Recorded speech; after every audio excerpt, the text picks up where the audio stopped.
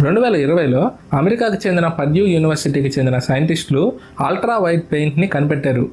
అదేంటి, ముందు నుంచే వైట్ పెయింట్ ఉంది కదా, మళ్ళీ కొత్తగా కనిపెట్టాల్సిన అవసరం ఏంది అనే ఒక డౌట్ రావచ్చు.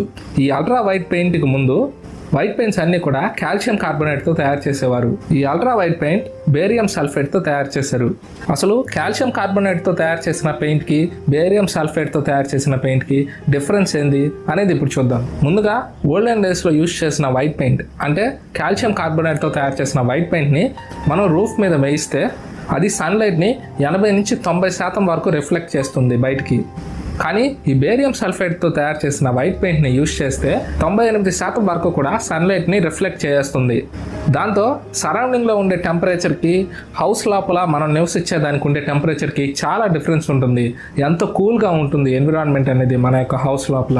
అంతేకాకుండా ఏసీ, కూలర్స్